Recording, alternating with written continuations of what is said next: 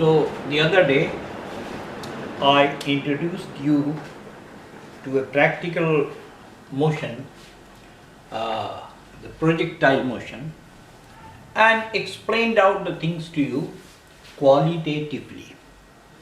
Now one distinction I am making from what I did yesterday, that I will take this angle which I took theta yesterday, just to make you understand. I will just give it a subscript theta 0. Yani at time t is equal to 0, when the projectile is thrown, then the angle is theta 0. Now I told you, and you can see that this angle theta, whatever here, is not the same over here. For example, over here the value of the theta has become less with the horizontal axis, the one which is making here, and you can see at the maximum height, when the y is maximum, and when the velocity, the vertical component of the velocity of the particle or the body becomes equal to 0, then theta is equal to 0. Thereafter, for example, this point I took, and here the value of the theta is less than 0, that is negative. So here the value of theta with the x-axis is positive, positive, positive, 0, negative, negative, negative, negative. Ultimately we obtain this point. And qualitatively I told you that whatever is the value of the x component here, the same is here, the same is here, the same is here, and the same is here, because I define that the acceleration, whatever is there, is equal to g into minus j cap. This is the direction of j cap, the unit vector in the y direction that we have, and y. So the direction of minus j cap is in the opposite of this direction of y, and we can write it as, finally, it is equal to minus g j cap. And the two components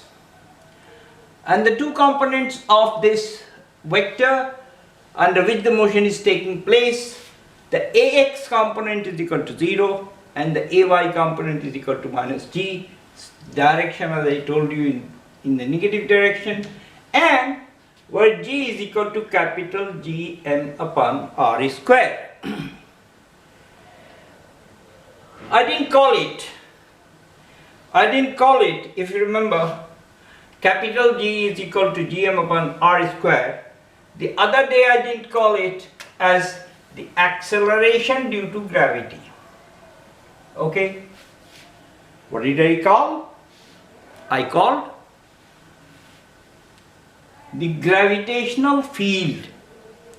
The gravitational field of the earth, because most of the things practically we are doing on the surface of the earth. We are throwing a cricket ball or a baseball or a football or a volleyball, whatever, or many other objects that we throw in the gravitational field of the earth. Now, those students, those of you who remember, I said in the beginning, when I was taking multiple variable system, then this relation which I obtained from the Newton's law of universal gravitation, I made a comparison to the case of this case where I said that the force is equal to, between two charges, the magnitude of the force, 4 pi epsilon naught. If the two charges are capital Q and small q, I took those values as Q1, Q2, capital Q, small q, upon the separation between the two charges is as R square. And I introduced this thing that the Coulomb's law and the law of universal gravitation, they have the same kind of mathematics. Of course, there is a difference that in the law of gravitation, the forces are attractive, but in the case of Coulomb's law or electrostatics, the forces could be attractive as well as repulsive. Now look here, what I can do is that there the force is taken as G into small m.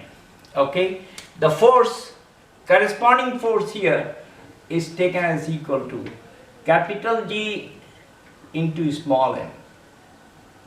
Okay, the gravitational field. But here what I can do is I can take, R square inside, R square, this whole thing over here. So I have F is equal to something we call, some students know that this is electric field multiplied by Q. And charges do move in constant electric fields, charges do move in varying electric fields, etc. And that kind of a relation also has an algebra or kind of treatment that I am giving to the projectiles. So I am just indicating to you that the things are similar. Now, let me define to you the boundary conditions. And the boundary condition what I have taken over here is that initial position. Initial means t is equal to 0. So the initial position we define here at this point, at the origin, my object, x component and the y component of the initial position are taken as equal to 0. Now initial velocity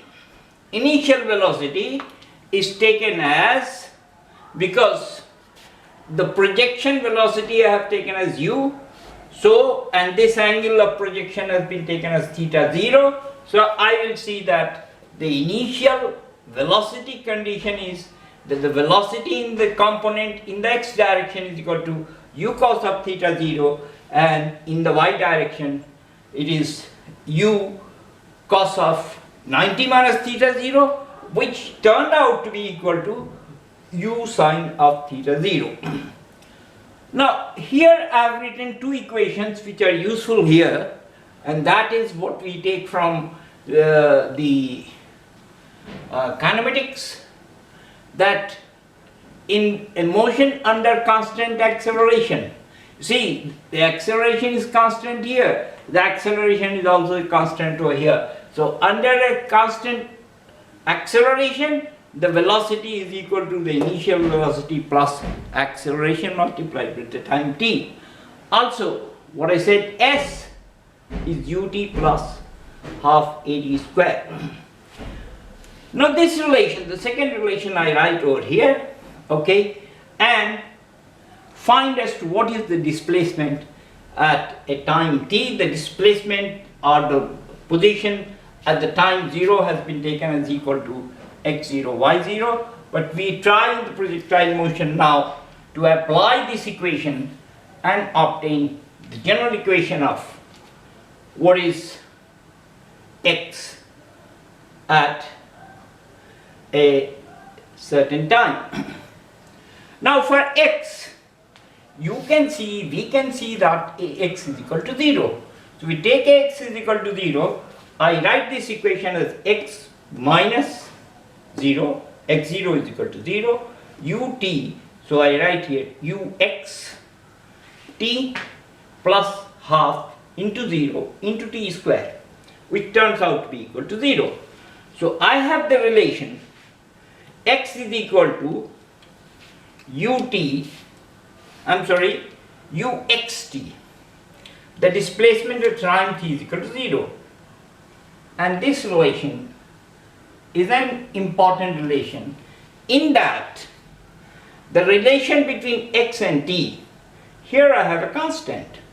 So I can plot this equation as with time t, with the initial value of x being equal to 0, I will find a relation like this. Okay, so as x increases, okay, so x is equal to this into t. Of course, the component, the velocity component u cos of theta 0, this is a constant. This is a constant. U cos of theta 0 remains constant. In a similar fashion, therefore, what I get is a constant means it will not change. I will come to that. The velocity at time t is equal to 0. But here again I am applying, because if I write y minus y0 is equal to ut plus half at square, I apply there. For u, I take uy, and rest of the things are as it is. So y minus y0 in the system that we have becomes equal to y is equal to uyt minus half gt square. And I put the value of uy, u sine of theta 0, u sine of theta 0 into t minus half gt square, and this displacement is the horizontal displacement, and this one is an equation of the vertical displacement at time t is equal to 0. Here in this small space over here, I just want to tell you that the velocity at time t is equal to t. Any time t, the velocity vx is equal to u cos of theta 0 plus at. But the ax has been taken as equal to 0. There is no acceleration in that direction, and therefore I have this expression I get as the velocity at any time. So the horizontal velocity, or the x component of the velocity, is independent of any field, because in that direction there is no field, there is no force, there is no acceleration. So we write Vx is equal to u cos of theta 0. Okay. In the y direction, however, we have this equation. In a similar fashion, we write the same equation. V is equal to u plus at, and the same thing is here for the Vy. Here Ui, I write u sine of theta 0. This velocity, which is positive here, minus gt. Of course, I substitute the time in the system, and I can get the velocity Vy. We will see that. Okay, so coming back, I'll tell you more things after this introduction. Allow me a couple of minutes so that I can tell you the quantitative things that we have at our disposal. We must have we know the value of x, the value of y, the equation for that, ux, initial velocity, and in the x direction, initial displacement x and y, like that. And we make use of these equations following to do what? To find the time, total time of flight, to find as to what is the maximum height which is achieved with the given theta 0, and then what is the range of the flight of the projectile. One more interesting thing is there, that if this theta 0 is equal to 90 degrees, here just think, I invite you to think, if theta 0 is 90 degrees, then the projectile goes only in the y direction.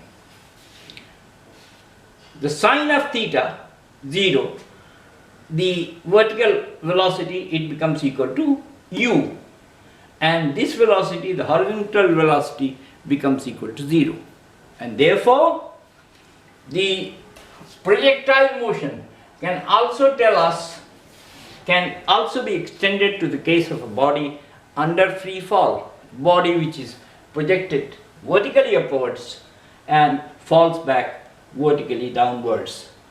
So I return to tell you more about it. So you can see that the angle of projection is theta 0 here. So I have the horizontal component at u cos of theta 0 and the vertical component at u sine of theta 0 at time t is equal to 0. At time t is equal to 0, the initial time, I can find out that tan of theta 0, which is u sine of theta 0 upon u cos of theta 0. This can, I am defining it just like that. Then, when the projectile goes under the influence of the gravitational field, it reaches a height h, the maximum height where the value of y is maximum, but the velocity in the y direction becomes equal to 0.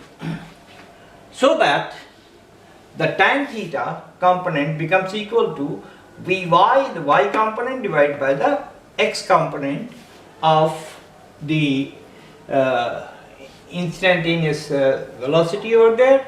But this Vy is equal to 0, I substitute it here and divide by u cos of theta 0, which is of course an invariant. It does not change because there is no acceleration component in the x direction or in the horizontal direction. It turns out to be equal to 0, which gives the angle that it makes with the horizontal over here, that turns out to be equal to 0 using this relation, because tan of theta is equal to 0. So theta is equal to arctan or tan inverse of 0, and which is equal to 0 degrees.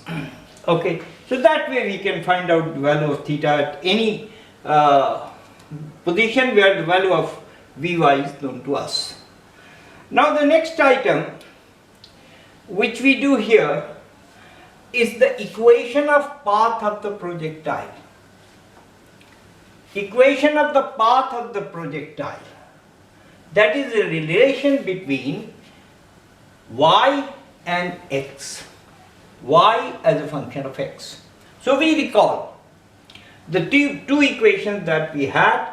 The first equation was x was equal to u cos of theta 0, which is the horizontal component of the initial velocity, multiplied by t. And the other relation that we got was y is equal to u sine of theta 0, the initial velocity, times t minus half gt square, and that is what I am actually using. I am using this relationship, okay, the fundamental relationship that we remember. We need to remember only a certain number of relations and scribble out the things to find out these results quickly, of course, if you are writing some examinations. Or you can also remember these relations by practice. So what we do is, I have two equations where x is a function of t and y is also a function of t. So how do we obtain a relation between x and y? All we have to do is to eliminate t from these two equations. Of course, from this relation I get t is equal to x divided by u cos of theta 0, and we substitute in the relation y is equal to u sine of theta 0 t minus half gt square, which I have written over here. If I substitute that, then I get y is equal to u sine of theta 0, okay, multiplied by t. and t is equal to x upon u cos of theta 0 minus half g x square, okay, because t is equal to x upon u cos of theta 0, so squared it becomes equal to x square upon u cos of theta 0 square.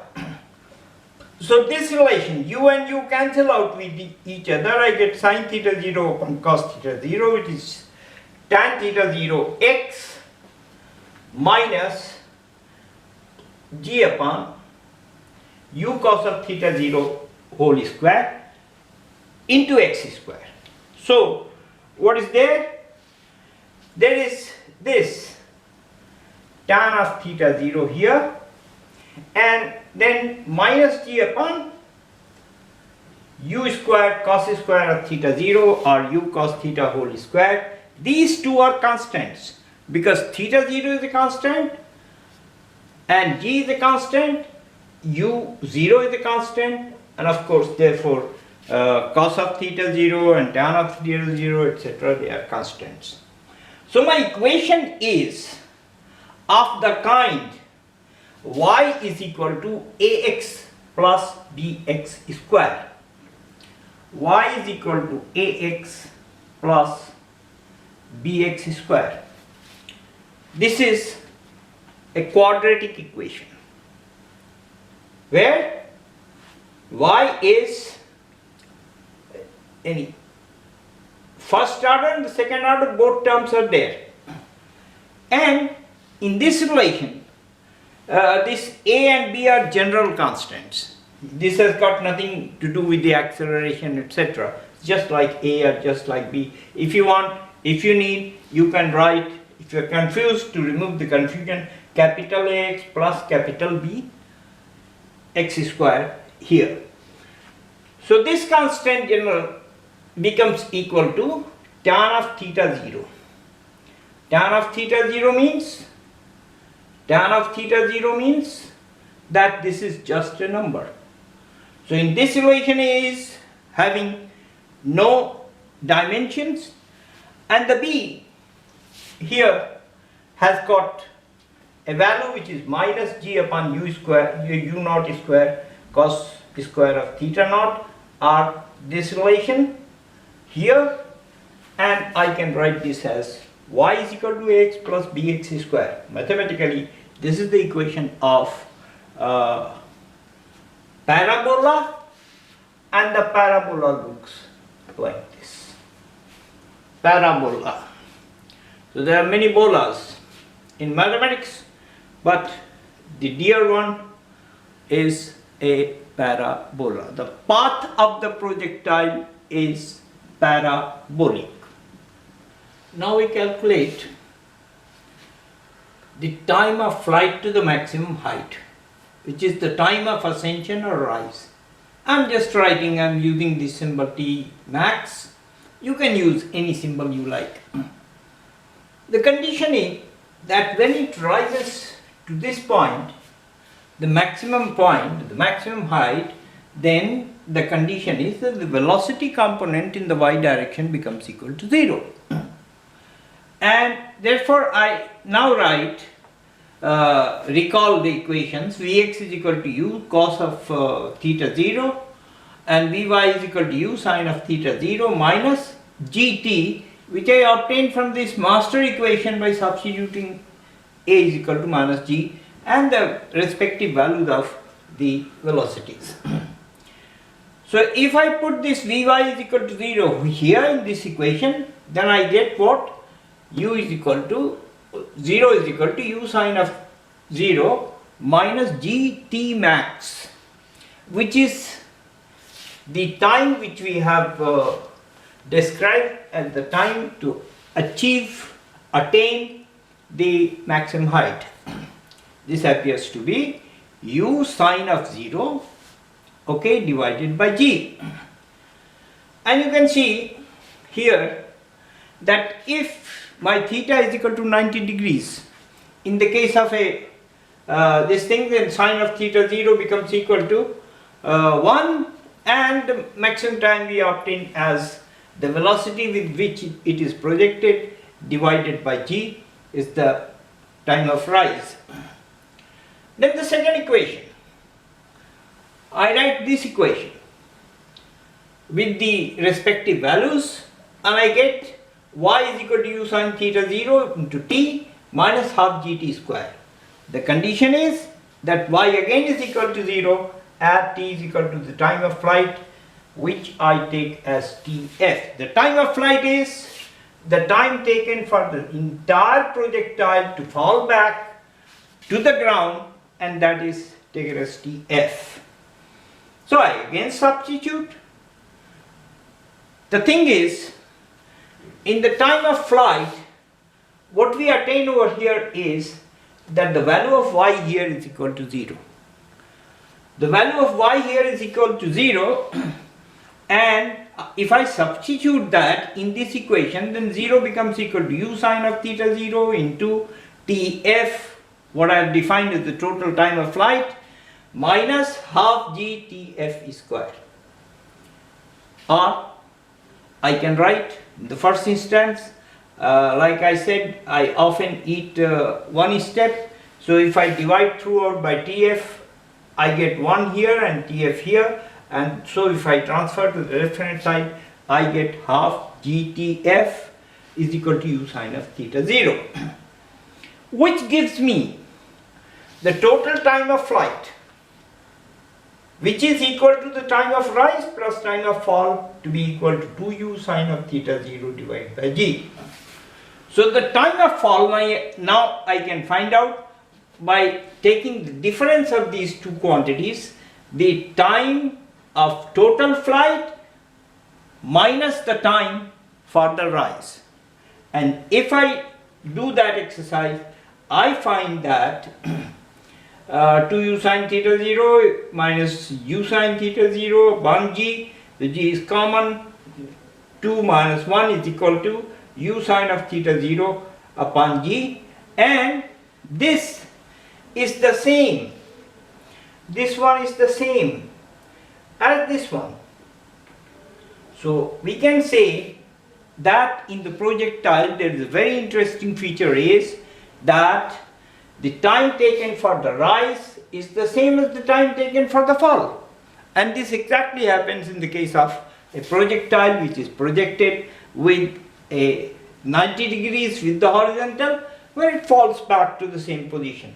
There is no displacement in the x direction, and when it falls there is no displacement in the y direction, and we can work out these equations for that thing also. Now we obtain two more features of the projectile. One is the height of the projectile, and the other is the maximum range of the projectile, and discuss tidbits about that. So we start with this equation. S is equal to ut plus half at square. So y is equal to u sine of theta tm, okay, minus half g tm square, where I am taking as tm is equal to u sine of theta 0 upon g, which we obtained earlier. We substitute this value for the time of the flight to the maximum height, taken as equal to tm before, and when I substitute for yh, u sine of theta 0 into tm, u sine of theta 0 upon g minus half u sine of theta upon g whole square.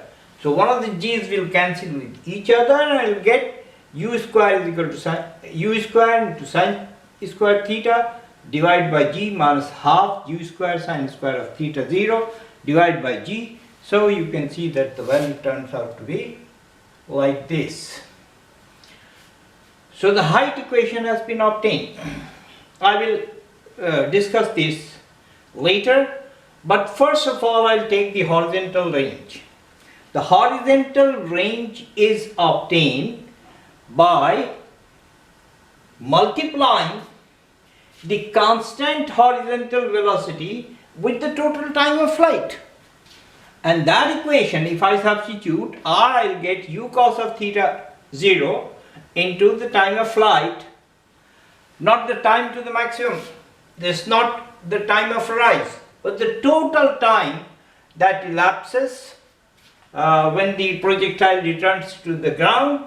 So the horizontal range becomes equal to u cos of theta 0 into Tf is equal to u cos of theta 0 into 2u sine of theta 0 upon g from the equation that we had, and we can write this as u into u square divided by g, and 2 sine theta 0 into cos theta 0, rearranging the terms, which I can therefore write as u square sine 2 theta 0 divided by g. And I told you before that sine of 2a is equal to 2 sine a cos a. So this identity is used to obtain this value as 2 theta 0. Now see that range becomes maximum. Range becomes maximum when sine of 2 theta 0 is equal to maximum. The maximum value that we can obtain for sine theta or cos theta is equal to 1. So in this case we will obtain this maximum value as 1, which gives, okay, sine of 2 theta 0 is equal to 1, that is equal to sine of 90 degrees, because sine of 90 degrees is equal to 1. So theta 0 turns out to be equal to 45 degrees. And here I just tell you as to what is the value of sine of the 45 degrees. It is equal to 1 upon under root 2, which I multiply if by root 2 in the denominator and the numerator, then I will get root 2 divided by 2, and since root 2 is equal to 1.414, so divided by 2 we get 0.707, which is a Boeing number also. Anyway, so r is equal to maximum. When sine of 2 theta is equal to maximum, that means r maximum, the maximum range that we obtain for a projectile when we project it at an angle of 45 degrees to the horizontal, this turns out to be u square by g. Now if the same angle I substitute in this equation, I get the height for the maximum range. This is the height for the maximum range. Let me write, otherwise the maximum height is obtained when you vertically project a certain projectile. So this h turns out to be equal to, if I substitute the value here, sine square of theta 0 is equal to 1 by 2, from this relation I get u square into half upon 2g, which turns out to be equal to u square upon 4g, and so that this value is equal to 1/4 of the maximum range. So that is why I said, and I told you, that when in a competition of athletics, when the javelin is, or shot put, mostly in the case of javelin, because most of the athletes, they will, of course it's not because there is air resistance, this and that, then they have an angle which is approximately equal to 45 degrees, but little different from 45 degrees. By practice they adjust to that projection angle. But what will happen is that once we see the height, we are sure as to where it is going to fall.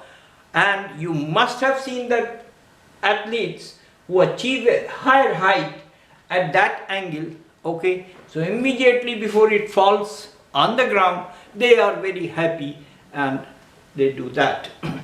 So what I have done today, what we have done today, what we have learned is about the projectile, and in the previous lecture I told you about the qualitative things associated with the projectile. Today quantitatively we have been able to show as to what are the conditions and how the results of the time of flight, the time of ascension, which is equal to your time of rise, which appears to be time of fall. And the suggestion is that you can see R max, okay, u square by g. But if u is making an angle of 90 degrees going like this, then the R max will be equal to 0. Of course, and those things you can substitute, okay, with a fresh mind, and you can compare the real projectile motion, which is the parabolic path. We also established that the path is parabolic, and we obtained the various results. Friends, I told you that whatever is happening here, because of the acceleration due to gravity, which I said that this is gravitational field, a similar kind of thing, a similar set of equations can tell us as to what happens when a charge, a point charge, is subjected to an electric field, okay, and then we can find out what is the trajectory, where it falls, how it goes, etc., if the value is taken as the electric field multiplied by that charge under consideration. So there also, and many other cases, the same kind of mathematical tools are used to determine the what we have here. So let us see. We will shortly introduce uniform circular motion to you, and then in the case of uniform circular motion, we have a centripetal acceleration, center seeking acceleration, etc., etc. So in the meantime, I request you to visit that circular motion, the nuances of circular motion, and we can discuss the circular motion in detail, which can apply to various problems. Thank you very much. Thank you very much.